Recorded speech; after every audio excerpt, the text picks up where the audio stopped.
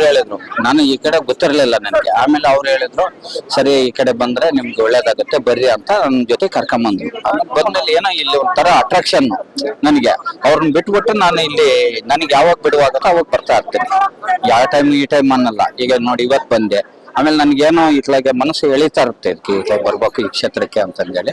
ಅವಾಗ ನಾನು ಆಟೋಮೆಟಿಕ್ ಆಗಿ ಗಾಡಿ ತಗೊಂಡು ಬಂದ್ಬಿಡ್ತೀನಿ. ಇಲ್ಲೇ ಲಗ್ಗೆರೆಯಲ್ಲಿರೋದು, ನಾನು ಬರ್ತಾ ಇರ್ತೀನಿ. ನನಗೆ ಬಂದ್ಕಿಲ್ಗೋ ಏನೋ ಒಂಥರ ಸಮಾಧಾನ ಆಗಿದೆ, ನನ್ಗೆ ಇಂಪ್ರೂವ್ಮೆಂಟ್ ಆಗಿದೆ, ಅಭಿವೃದ್ಧಿ ಆಗಿದೆ. ಆರ್ಥಿಕವಾಗಿ ಆಗ್ಲಿ, ಆಮೇಲೆ ಮಾನಸಿಕವಾಗಿ ಆಗ್ಲಿ, ಎಲ್ಲದಕ್ಕೂ ನನ್ಗೆ ಅನುಕೂಲ ಆಗಿದೆ. ರಾಯರ ಕೃಪೆ ಇದೆ, ಮುಂದೆ ನೋಡೋಣ. ಆಮೇಲೆ ಏನೋ ಒಂಥರ ಮನಸ್ಸಿಗೆ ಒಂಥರ ಸಮಾಧಾನ ಇರುತ್ತೆ, ನೆಮ್ಮದಿ ಇರುತ್ತೆ. ನಾವೇನೋ ಜಂಜಾಟ, ಮನೆದು ಸಂಸಾರ, ವಿದ್ಯಾಭ್ಯಾಸ, ಮಕ್ಕಳದು ಏನೇ ಒಂದು ಹಲವಾರು ಇವಿದ್ದು ಇಟ್ಕೊಂಡ್ವಾ, ಇಲ್ಲಿ ಬಂದ್ಮೇಲೆ ಒಂಥರ ನೆಮ್ಮದಿ.